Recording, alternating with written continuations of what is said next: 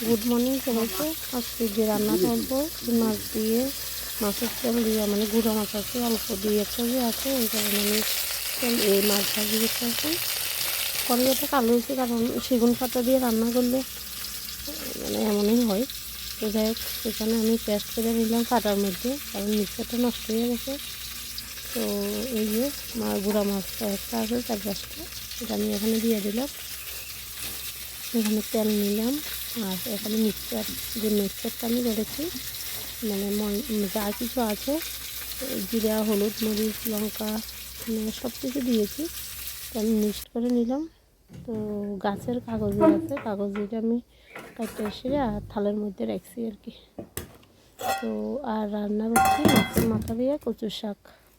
তো যদিও বা আমাকে একটু হেল্প করছে, একা করছি না, শ্বশুরও আসলো।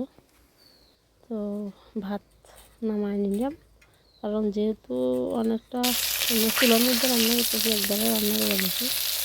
তো এখানে গরম গরম এই যে মাছ ভাজি দেখতে আছি তোমরা এই কড়াইয়ের মধ্যে। আর যদিও আমি এখানে পরবের কোনো কাজ করছি না, আমি তো চুলা করতে জানি না, যদিও বা তারপরে চেষ্টা করুন সব কাজ করার লেগে আর কি।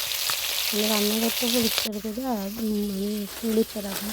যাই হোক, আমি যেগুলো দিয়ে রান্না করি, তো এখানে পাতা, মানে সুপারি পাতা টাতা, মানে সেগুন পাতা টাতা সব কিছু নিয়ে রাখছি।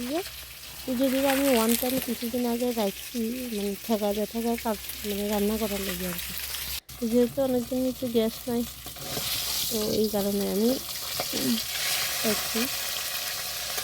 তো মানে রান্নাঘরটা করছি, এখন আমি দেখছি না আমরা যে মাটিগুলো যেন আঠা আঠা, আমাদের বালির মাটি।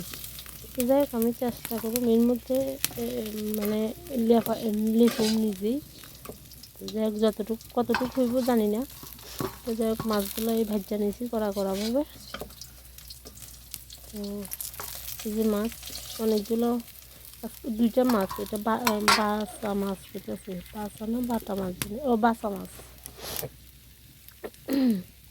তো আমার মাছ ভাজিটা কেমন হয়েছে অবশ্যই তোমরা জানাইও।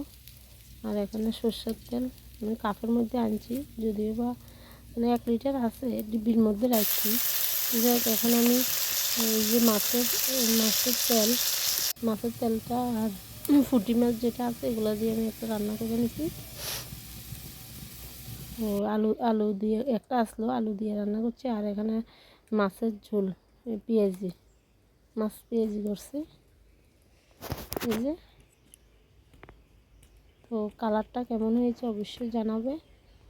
যাক, অনেক কষ্ট হয়েছে গাইস, তারপরও রান্না কমপ্লিট করলাম। এই দেখ, আমাদের গাছের কিছুদিন আগে যে কাঁঠালটা দেখাইছি, ওই কাঁঠালটা অনেকটা সাইজে বড় হয়েছে, ফরবাইতে অনেকটা বড় হইবে। এটা আমাদের বাড়ির পাশে রাবার বাগান, পুরান পাতাগুলো ঝরিয়া নতুন পাতা গজাইছে আর কি।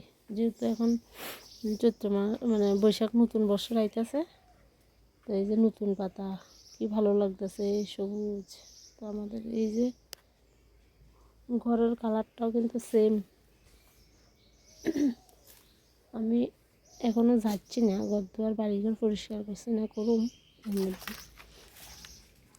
তো এখানে আমি চেয়ারটা নিয়ে ওই যে ভিডিও করলাম। তো আমাদের বাড়িতে মানে এটা আমাদের কাকা টমি আর কি। এটা আমি যে কিছুক্ষণ আগে মাছ কাটছি, তোমাদেরকে আমি লাইভ ভিডিও দেখাইছি, তখন সবটা তো আর সম্ভব না। তো লাইভ ভিডিও যখন করলাম তখনই মানে মাছ কাটছি, যে মাছের গন্ধে টমিটা আইয়া এখানে দেখতেছে, টমি এসো মাছের কাঁটাগুলো খাইতেছে। তো আমাদের টমিটাকে কেমন লাগলো অবশ্যই বলবে তোমাদের। আমি প্রায় 1.5-2 মাস আগে আমি ছবি দেখিয়েছি, অনেক ছোট ছিল, এখন অনেকটা বড় হয়ে গেছে। এই যে এখনও ওই যে মাছের কাঁটা আছে, মাছের কাঁটা এই